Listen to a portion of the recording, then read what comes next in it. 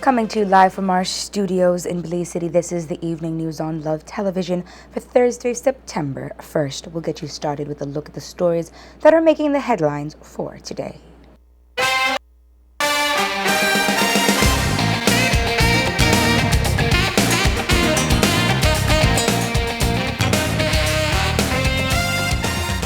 The church calls for the removal of its senator while the chamber throws support behind the business senator.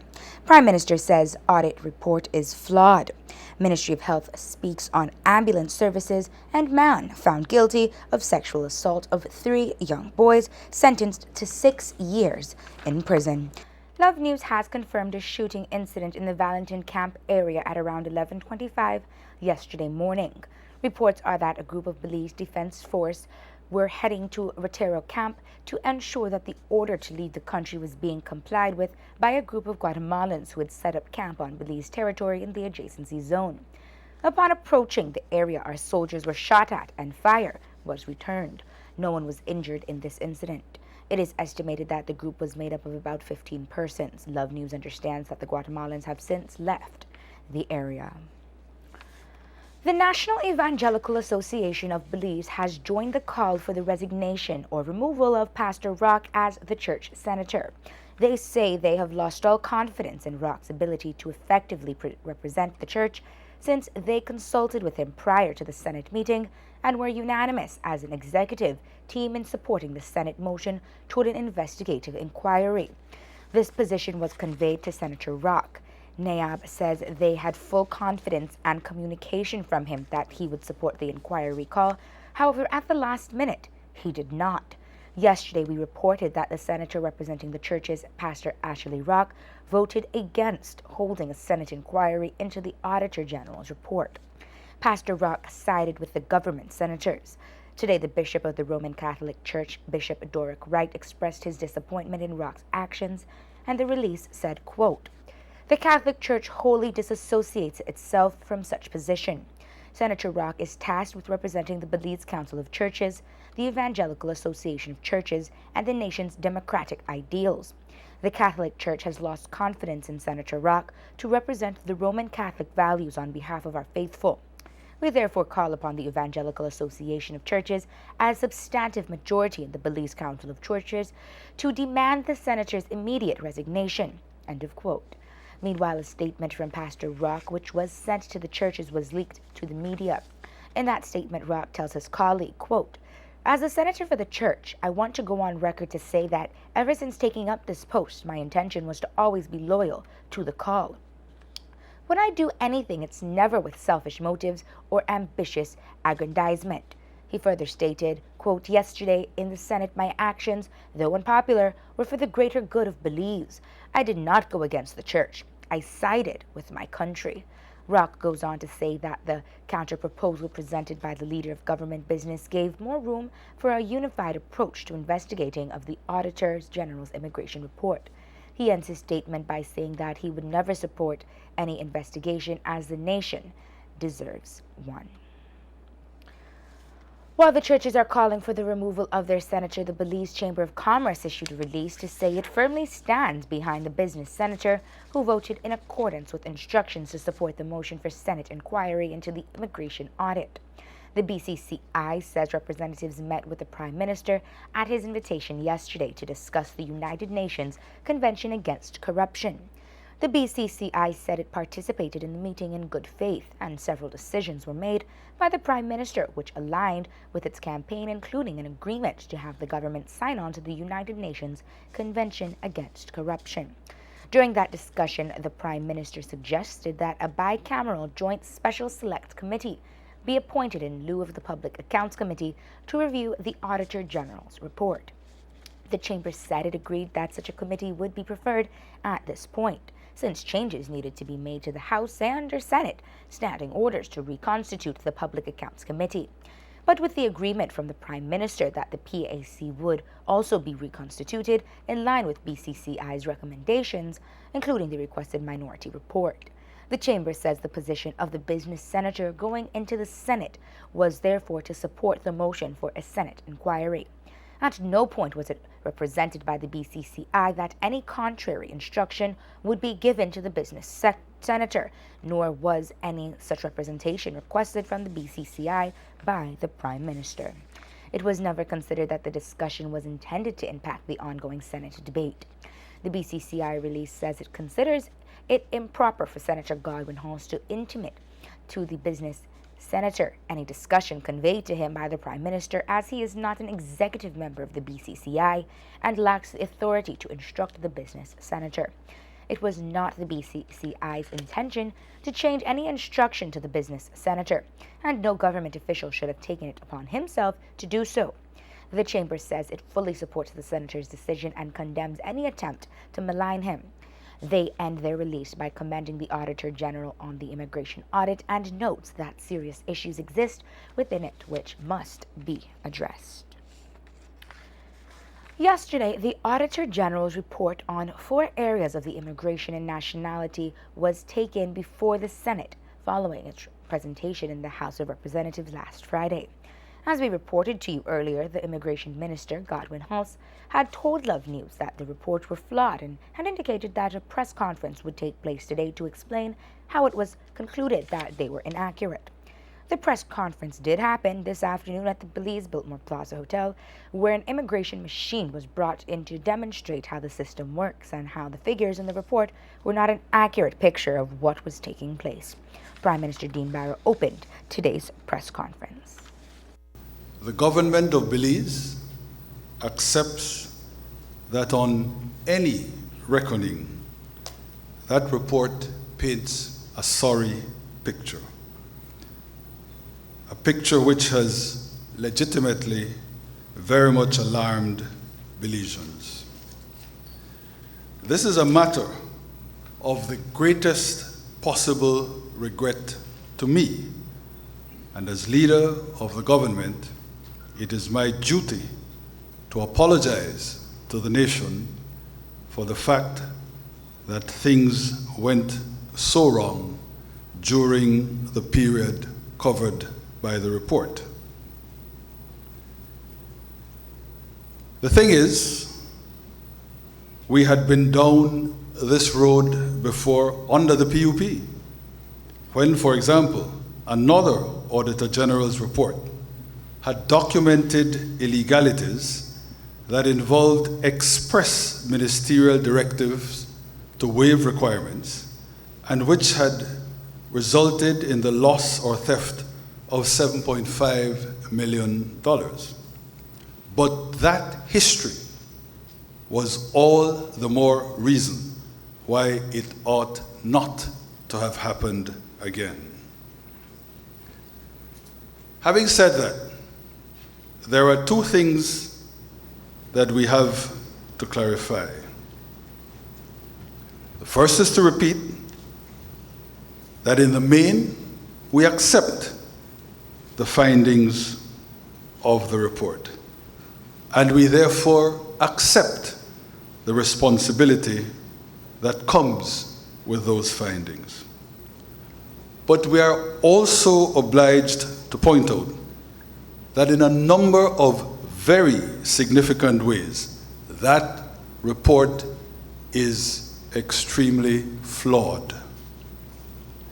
It has made some giant, unjustified leaps in coming to certain conclusions. It never gave the department the opportunity to respond to and clear up even those allegations which had perfectly legitimate explanations.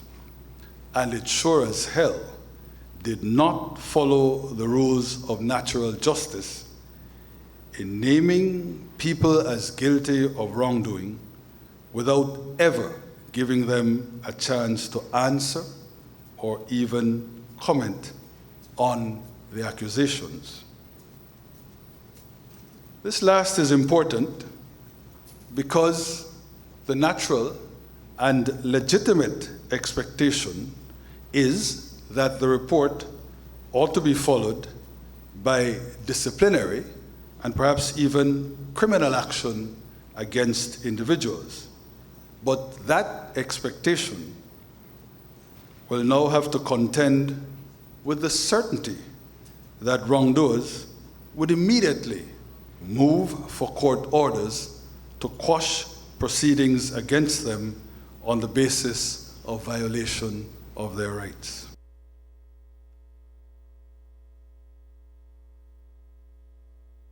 Prime Minister Dean Barrow went on to say that today's conference is the start of trying to correct the misconceptions of what the report has indicated.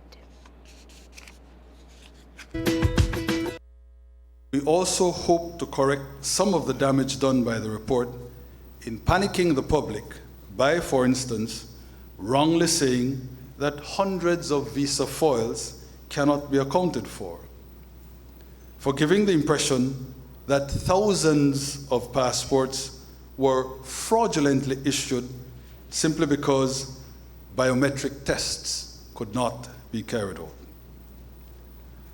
But perhaps the most important point to make now is this one.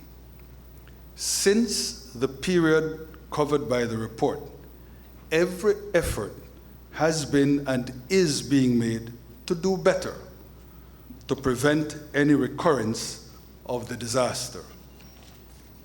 And that is why the immigration ministers and the director are here to inform you on the measures already taken and still to be taken to try to protect the system and guard against repetition. In terms of protocol and how the report was to be handled, Immigration Minister Godwin Hulse says that proper procedures were not followed and he was never asked to review the documents. As a senator for either the government or opposition, but as a senator for the business community, the seat that now Senator Lizarraga holds, to move a motion. And we undertook to have these hearings. It took 22 months. And at the end of the 22 months, and I really worked 22 months pro bono, including my trips and all sorts of things I did, we created an extensive report. We were challenged in the court on that report 4 times. The court ruled on 14 counts that were brought. On the one count that sustained was that we violated Mrs. Narda Garcia's natural justice right by not providing her a copy of the report before we presented it to the full Senate for adoption. We were caught in a catch-22 because the standing orders of the Senate prevent any committee from sharing that report with any party before it goes to the whole Senate for adoption. The court overruled on that basis and said it still violated Mrs. Garcia's right. As a consequence of that, they also moved that the report be quashed. And the attorney on record at the time was the late Elston Kasiki, who was parliamentary counsel at the time and advised me at the time that I cannot give her the report before it is presented to the Senate. And I followed that advice. Turned out to be also the attorney on record for Mrs. Garcia. The Chief Justice chided him severely in court, but ruled that an applicant, a plaintiff, has a right to an attorney of his or her choice, and he allowed it. So we were caught up in a vicious circle. As a consequence, the report was submitted to the government of the day, and absolutely nothing happened. They discharged Mrs. Garcia from the Social Security and paid her her benefits, and that was the end of that. There were some serious, egregious things in there. Some of the things in that report were the genesis for this despicable accommodation agreement that we have. But the people in that report who brought it about are still walking around scot-free. That is the position of those things. Director of Immigration Diane Locke, who had also joined the Prime Minister and Immigration Minister at the head table, told the gathering that as it relates to her involvement as so far as to foil stickers when she was in the Ministry of Foreign Affairs, she did have reports that accounted for each sticker, and that with her now taking up the post of Immigration Director, irregularities will be an issue under her watch. Yes, indeed, things That did go wrong. We have, as we've gone through and as we're renewing passports, we are discovering things that have gone wrong. No decision has been made on those things. We are sitting there and we're compiling everything to look at what has gone wrong and to determine the way forward from there. There are things that have gone wrong. There's clearly, Mr. Kim was the start of it. So we know for a fact that that has gone wrong. I have tried to go through the report, but it's the way it's structured, it requires a lot of time. I'm not going to skim through it to ignore what is there. I intend to read it in very great detail. I didn't have much time when all of this started. I was not in the country. I came back, and I'm trying to get myself prepared to go through what is in it. I saw it when I came back, and I will continue to look through it because there are things that we're going to fix. I don't intend to have this happen under my watch. The press conference went on for over 3 hours, ending just after 5 o'clock this evening. The Prime Minister and immigration officials have indicated that the audit reports are flawed. They did not state that all the reports were incorrect when it comes to irregularities. As a matter of fact, Prime Minister went into some detailed explanation on the issue. We certainly don't think the Belizean people are fools. And we would have to be confounded idiots to think that whatever deficiencies there are, whatever flaws, which we have a duty to point out, can somehow eliminate or erase the fact that so much of what is in the report is true and damning. We concede that. Apart from the question of accusing or indicting or condemning individuals without having given them a chance at a hearing, which is a huge cock-up because of what we just discussed. How are you going to proceed against these people now when their rights have been violated? Apart from that, what I said was the conclusion or implication that the absence of the biometric check meant that 55,000 passports were in fact fraudulently issued. That's the sort of thing that has to be corrected. The suggestion that all these visa, what you call them, foils or stickers or whatever, have gone missing, when, as the director tells you, every single one can be accounted for. They went to the various embassies. That is the sort of thing that has to be corrected, because as bad as what is contained in the report that's true is, there is no need to engage in this pile-on effect that in and of itself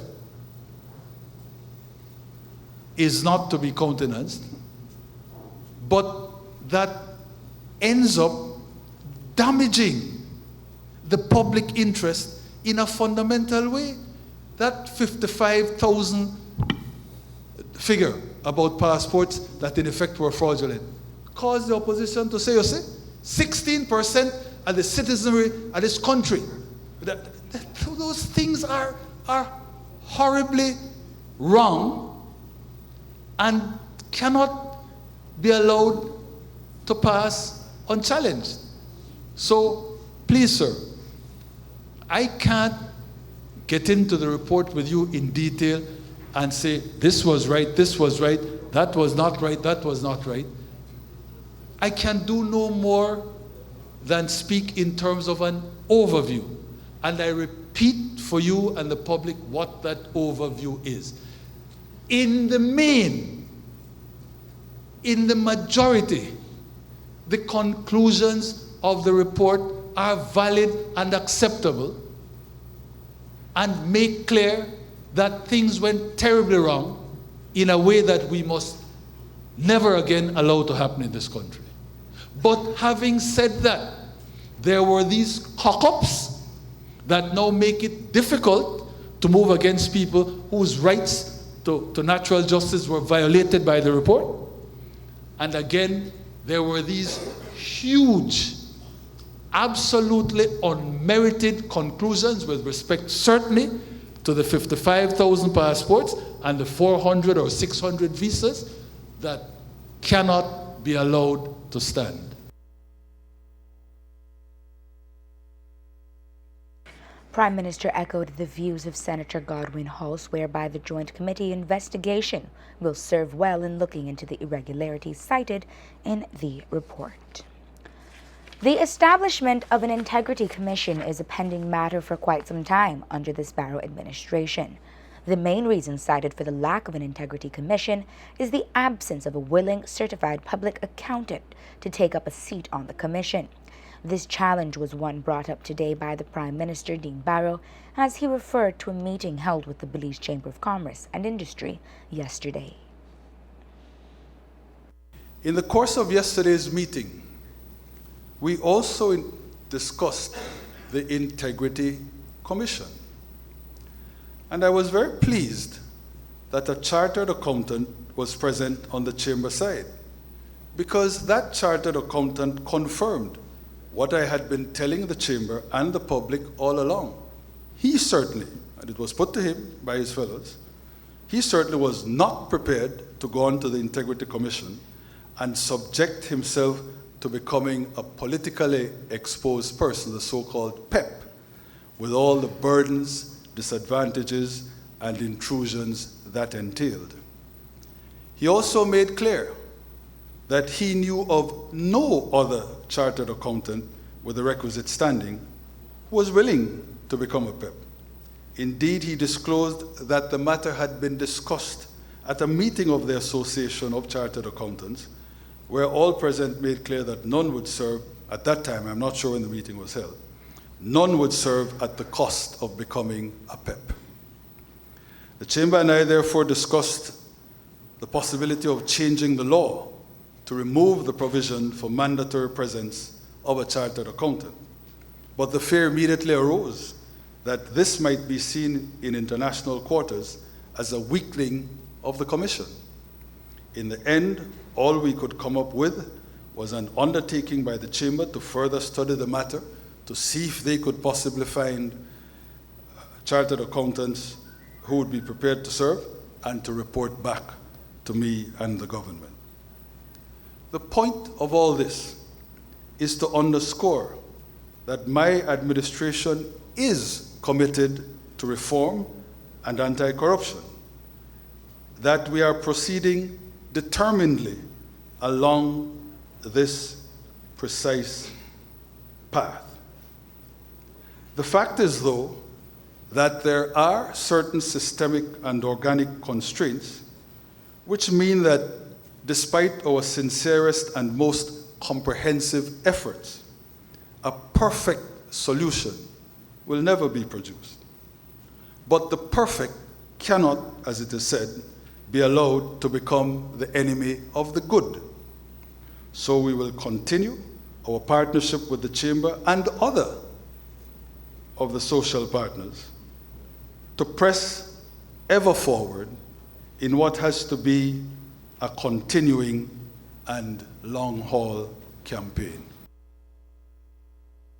The United Nations Convention Against Corruption currently has 140 signatories from around the world. It was first entered into force on December 14, 2005. Belize is yet to be a party to that convention, despite the insistence by the main opposition and other pockets of society. In response to Belize still not signing on, Prime Minister Barrow referred to a report from the Attorney General as to what will be expected from Belize.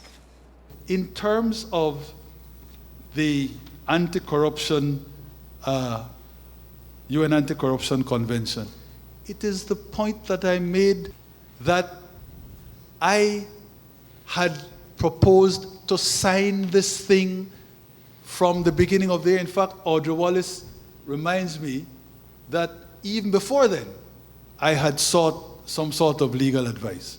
But in any case, towards the end of last year, at the start of this year, I wished to sign. Told Cabinet that I wished to sign, and asked the Attorney General to prepare for me what the mechanics of signing would be, what would be entailed.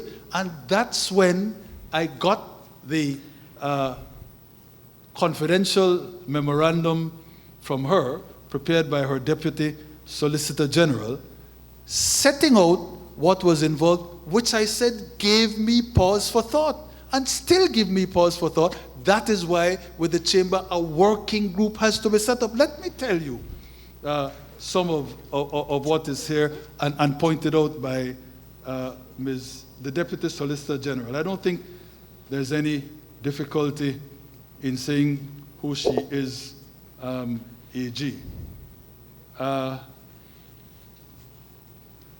We have to, as it is pointed out, participation. And I have the convention here, I went and read it. Participation, Conference of States Parties. Being parties to the convention and members to the mechanism, which we will be once we sign the convention, will mean this: physical participation at the meetings, 2, preparation of periodic national reports, 3, assignment of revision of other countries' reports.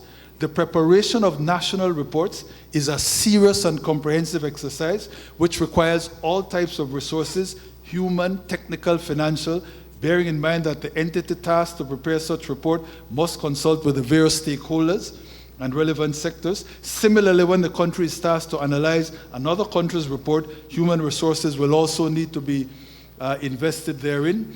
Other issues, we have to establish a specific anti-corruption body. We have to make sure that we have a witness protection program in place.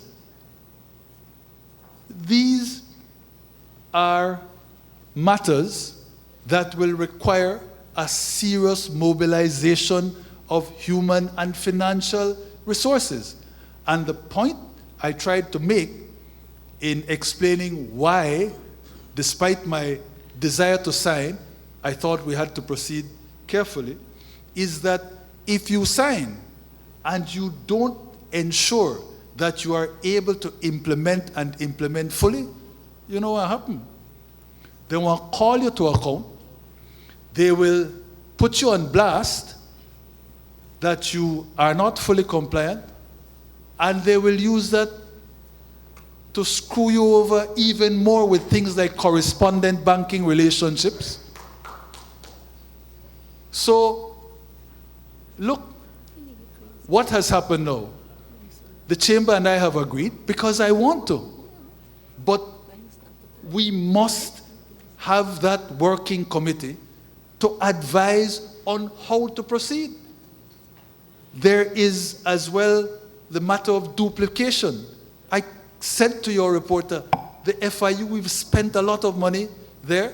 There's additional training. There's a U.S. Treasury official that's going to be embedded. When they talk about, for example, mutual legal assistance treaty, how you deal with us, is there some way we can perhaps have the FIU take on some of these roles?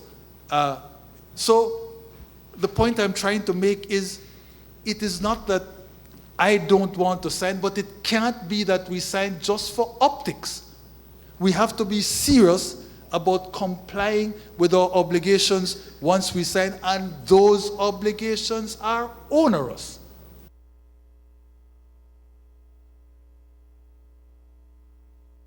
The UN Convention Against Corruption covers priority areas such as prevention, criminalization, international cooperation, and asset recovery. Yesterday, we reported on the tense situation between the Belize Emergency Response Team, BERT, and the Ministry of Health. After BERT's ambulance staff reported to Central Region this morning, MOH met with BERT to iron out the issues that have been ongoing for months. Dr. Marvin Manzanero, Director of Health, and Andre Carrillo, Finance Manager at BERT, spoke with us about the negotiations. We've been at the negotiating table perhaps since, I don't know, January, March. First cabinet paper went in April of this year. It's been a rocky road. I think we have a preliminary agreement. It will be completed with visit the finance officers from the Ministry of Health to the BERT team and staff on Monday. And after that, we should have a final way forward, at least for the next 6 months. We were at the negotiating table. The truth is that what we were trying to find is the adequate resources to continue with the services. Mm-hmm. The negotiations basically could say it fell apart because we were not really finding a mutual ground between us and the Ministry of Health. And that is what we continue to negotiate. What are the demands that BERT is requiring from the ministry?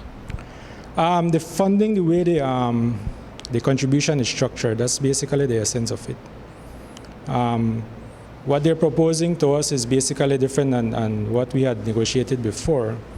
When you look at the financial implications, basically you need to look at what would be the worst case scenario and best case scenario. And that's really where we are at an impasse at this point. No? Well, more it's a negotiation at this point in time. So.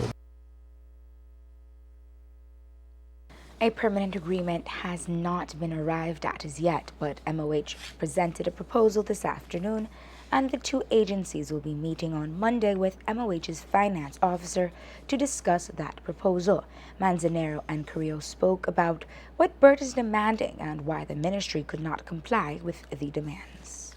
Well, it wasn't budgeted for to begin with. We don't have a line item that talks about emergency services. When I got to the Ministry of Health, there was already a budget that had been to the Ministry of Health in the position I have then. The budget had already been submitted for that. So there was, in essence, a problem in terms of getting finances once you have an approved budget.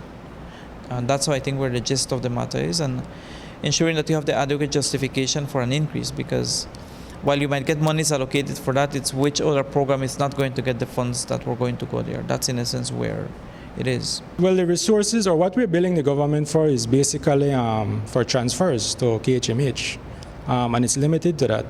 So when you look at the transfer, there's a lot of cost to it. The maintenance of the vehicles, fuel, materials, salaries, and the EMTs have to be licensed. They have to be trained, and every year the standards change.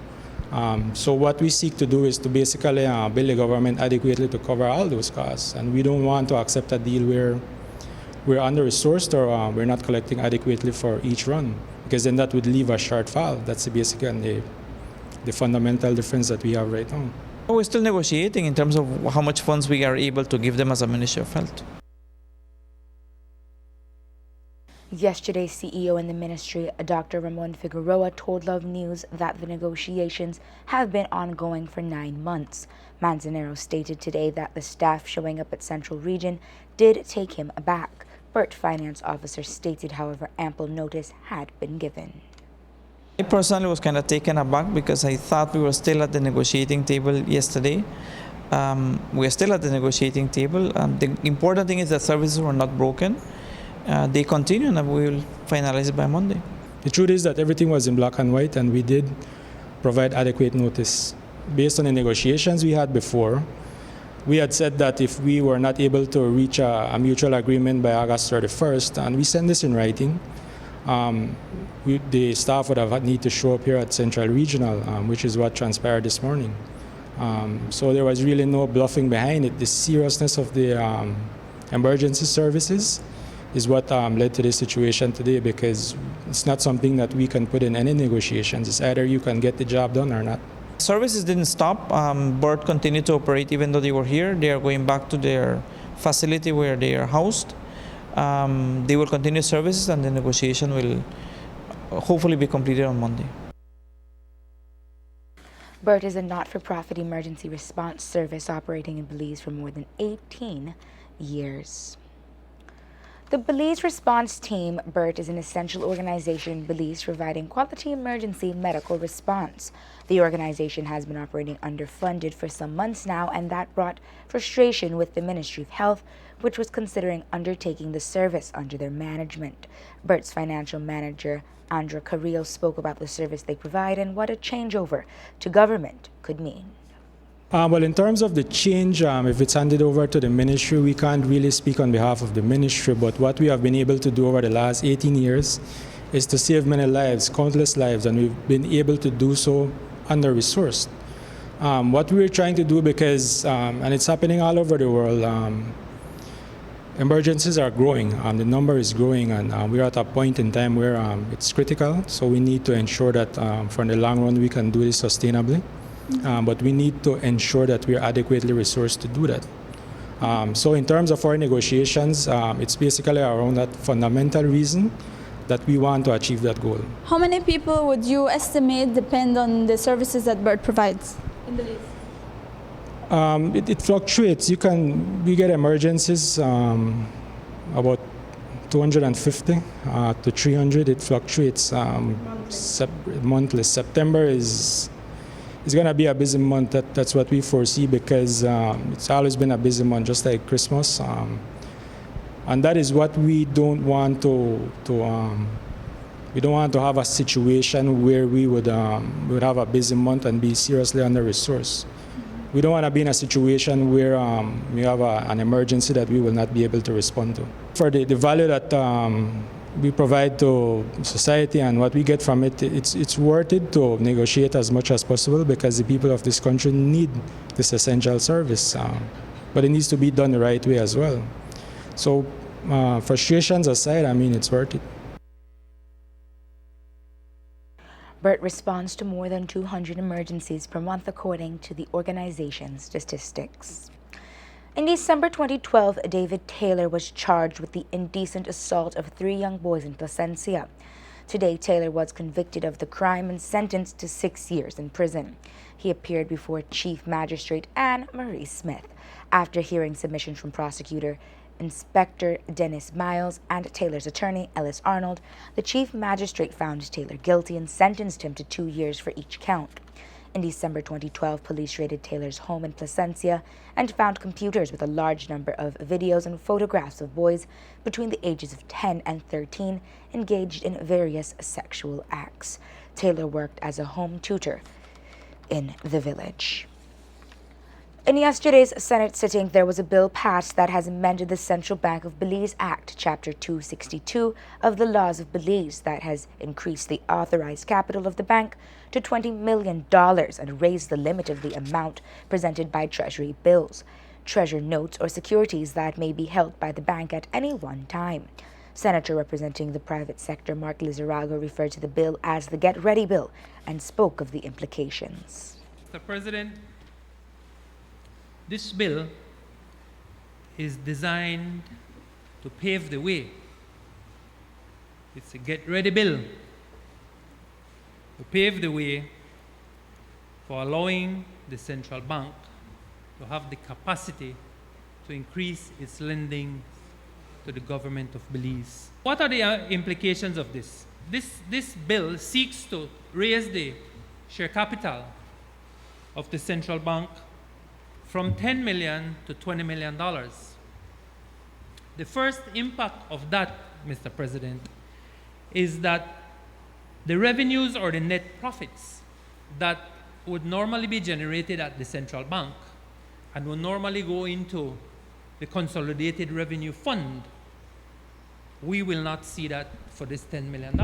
It means that the Consolidated Revenue Fund, in the estimates of expenditure and revenue for the year 2016-2017, we could see a decrease, and we will foresee a decrease of $10 million going into the fund because the central bank will be raising its capital.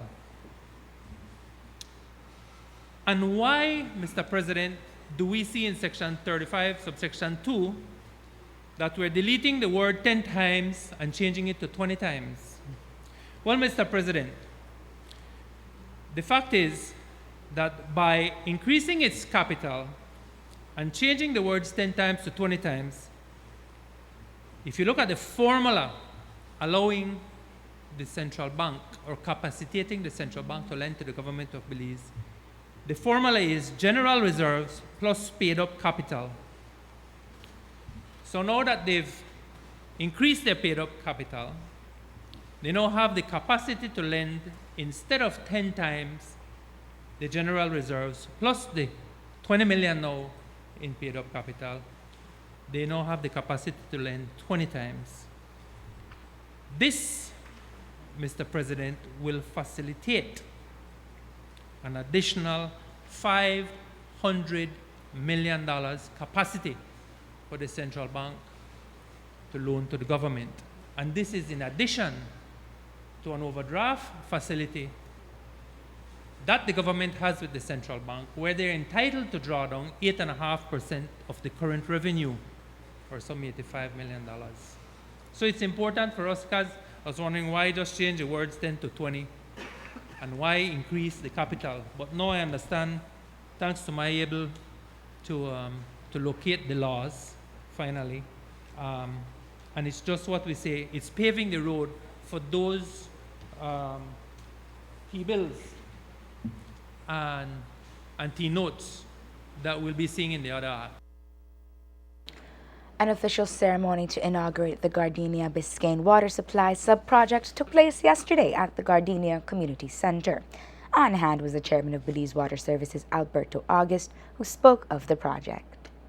This particular project, valued at $1.25 million, was 76% financed by the government of Belize through a $950,000 loan from the Caribbean Development Bank, and with the remaining $300,000, signifying 24%, coming by way of BWS's financing. In realizing this project, a total of 22,640 feet of 6-inch distribution mains were installed on the left side of the Philip Goldson Highway when traveling north. Another 15,040 feet of 4-inch secondary mains were installed through feeder roads and at various sections on the other side of the Philip Goldson Highway. The entire service was energized by way of the installation, connection, and commissioning of an additional 1,500 feet of 10-inch mains to the 10-inch ductile iron pipe crossing at Mexico Bridge, for a total of 39,180 feet of pipe, thereby adding an additional 7.42 miles of water mains to the Belize Water Services network. For Area Representative for Belize Rural North, Edmund Castro, it was a day to be thankful. We are here today because everybody in Gardenia who wanted to get connected to the system has been connected, and parts of Biscayne. It was a joint project between SIF and BWS and the government of Belize, and we are thankful to see that the closure of this part of the project. And when BWS complete the other leg of the project, we will also have inauguration for that end, that closure. It's an amazing thing to see our people, how they are happy to know that they can go at any time of the day or night and take a shower or take care of their kids. So I think it's a significant progress to see that the work continue for this government, that we are pushing to make sure that our people receive the goods and services. Castro said the work will continue until all the villages within the constituency can boast of potable water. 31-year-old Larry Banner of Yo Creek Village in the Orange Walk district has been arrested and charged for the murder of 13-year-old Kian Chuk. Police say that Banner was also charged with attempted murder, aggravated burglary, and aggravated assault and wounding. Chuk passed away after being attacked by a machete-wielding Banner on June 24. Banner reportedly chopped the teenager to the head. He also attacked Chuk's mother, 29-year-old Adela Chuk, who is still recovering from her injuries. The villagers say that Banner has exhibited similar aggressive behavior, leading them to believe that he has mental issues. Orange Walk police are investigating the rape of a mentally challenged woman, according to police report on August 31. A 77-year-old mother, along with her 54-year-old daughter of San Lazaro village, made a report in which she indicated that while her daughter, who is mentally challenged, was in the kitchen, which is located behind their home, a man had sexual intercourse with her against her will. Police are looking for the suspect and are asking anyone who has information in relation to this incident to please visit or call the nearest police station. The Belize District Association of Village Councils will hold its annual general meeting this weekend. The chairman of Scotland Half Moon Village Council and a member of the District Association of Village Councils, Emmanuel Orlando Dawson, stopped by our newsroom this morning to express his concerns on what he describes as misinformation. Dawson clarified that each village council shall be represented by 2 currently elected council members at the district annual general meeting or at a quarterly general meeting. Now they are trying to tell, or some government agencies and some area representatives are trying to deny the people from this right, telling them that there is only one person have the right to vote, which is not a fact. And I want to clarify and support part 2 with what he had said here in the same part 2 and voting. In the same part 2, 6 and 1, it said all decisions taken at the district annual general meeting or at a quarter general meeting shall be made by a majority of members present at the voting. It said there shall be the showing of hand unless a ballot is requested by 50% of the members present. Each member of the General Assembly and the district board shall have only 1 vote. It is very clear there, Mr. Polido. It said each members at the General Assembly, which means each of you who go there, you have 2 members for village council. It said the General Assembly, which is a member, and out of that same General Assembly there will be a board. It said the General Assembly shall have 1 vote and the board shall have only 1 vote, except the members who are, may be the chairman of that, they might have the 2 votes if there's a tie. So they are misleading the people. Each village council have 2 votes. Each village council have 2 members. And that needs to be clear. Because I understand in Orange Walk they have misled. And they told the people only chairman have rights to vote. Another issue that... To Boston, 8 villages there. Bell Rive, from Bear Boom to Rancho Dolores, which is 10. And the Western Zone, which is from St. George's Key all the way to Magna Heights, including Gales Point, Manatee, Grace Rock, Fitong, Shaboon, Hattieville. Those are all zones. Each one of those zones should have their separate zone village council association with 12 members.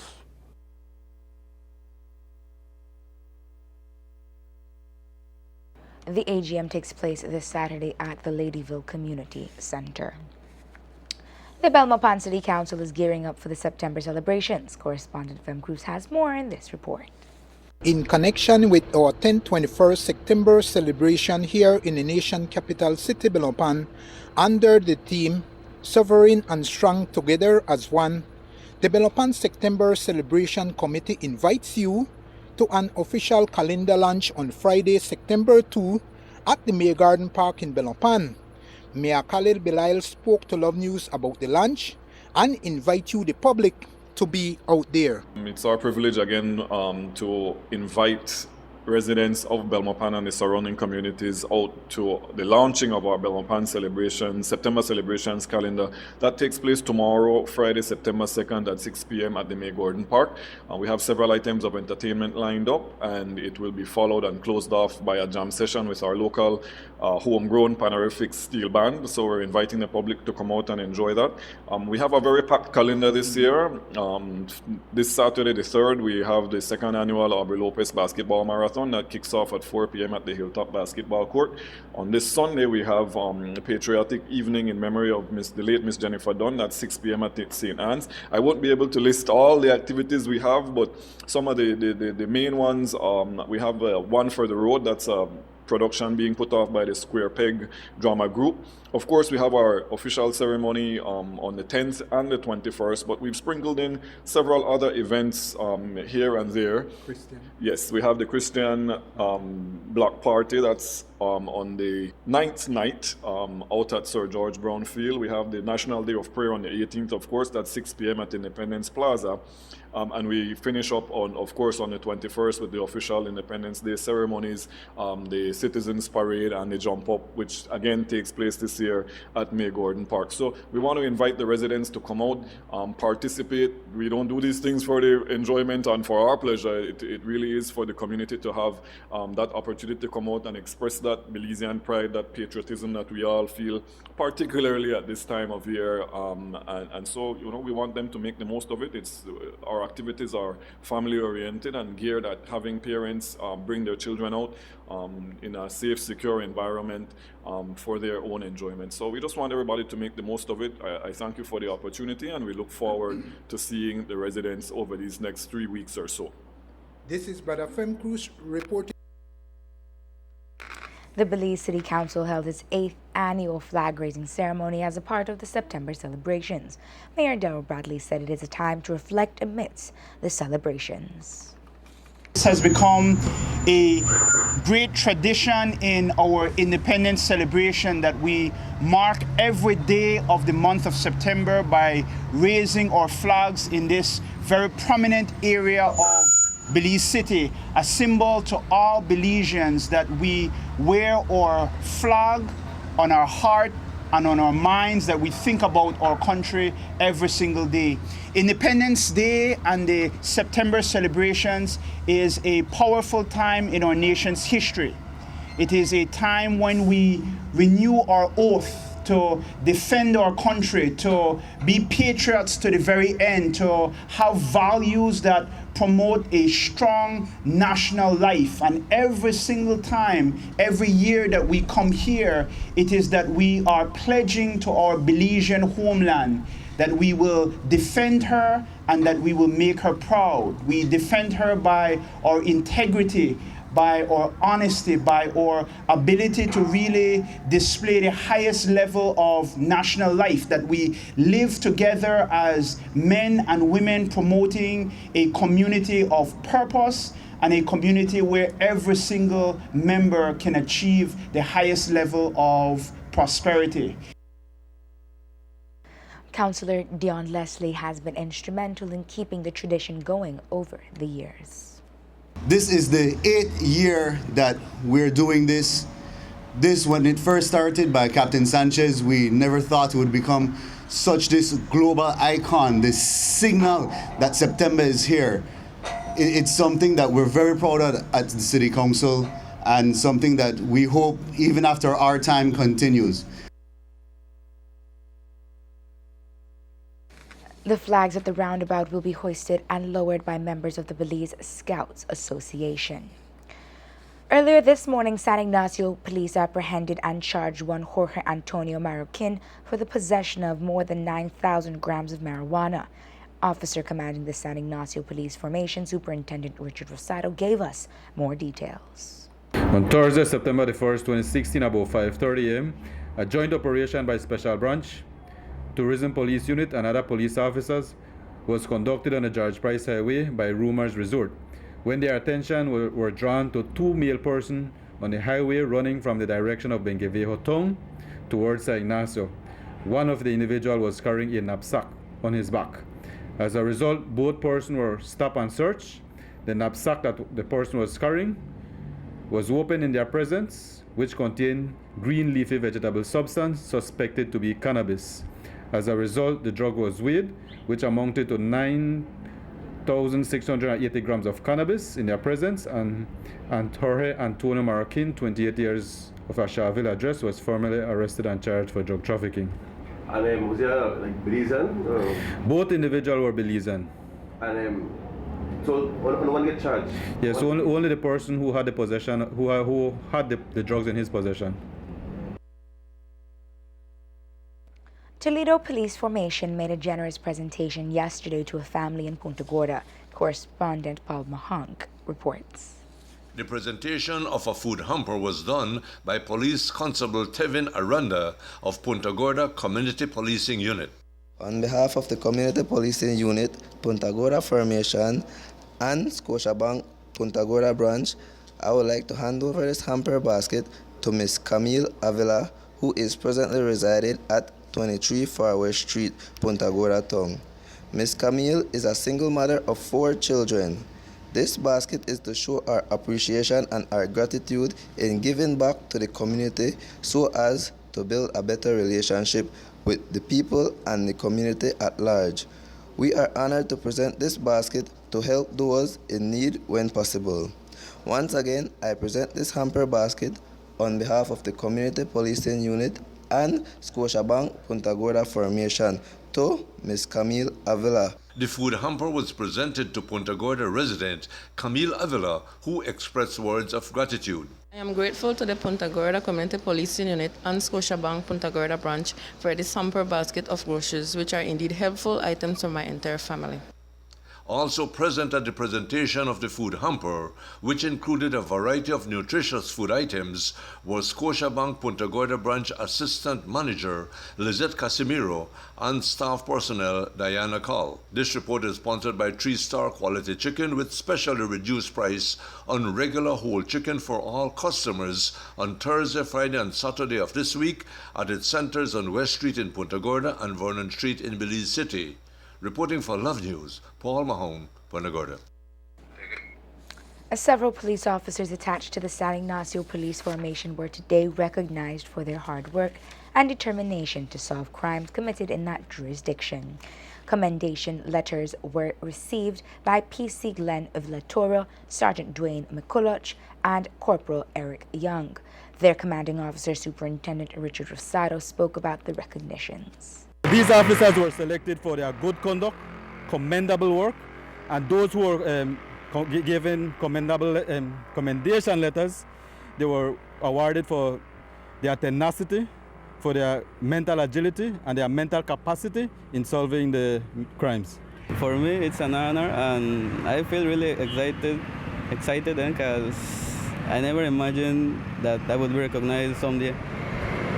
What would you say to your fellow officers, your colleagues? Well, to continue the hard working. Well, I know that the job is rough and we are always on the streets, so we just have to take care and continue with our job. That's all. I'd just like to thank the person that selected me for this award and my co-workers who assisted me in the work that I do. I just want to encourage them to continue to work as a team because crime is everybody's business and it is our duty to solve crime. And I didn't expect it, but I'm very proud to be given this citation.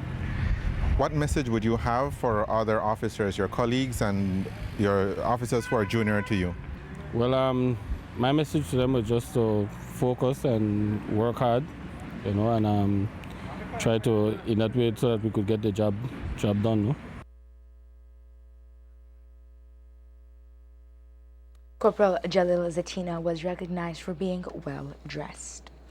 A Brazilian cyclist is on his way to break the Guinness World Record, and he passed through Belize this week. Denizart Simos has been cycling for the past 17 years and has traveled to over 50 countries and is only 1,900 kilometers away from achieving his goal of breaking the world record. He is on his way to New York to record the kilometers he has traversed. He spoke with us about his goal and why he decided to embark on this journey. When I get far away, because I drove about 1,000 kilometers, and I met many people, and they say, why you don't do that for something, not just for funny? And somebody recommend me, write it to World Guinness Record. To be amazing, because was quite difficult in that new generation. Why? For the sponsorship, for the mentality, everything. Okay. Because when that guy, Hans Stuck, did, was quite easy. 70 to 90. I started when the world have changed. Sponsorship is quite difficult about now, because the big companies, do you contact the main people, like the market manager, is quite difficult.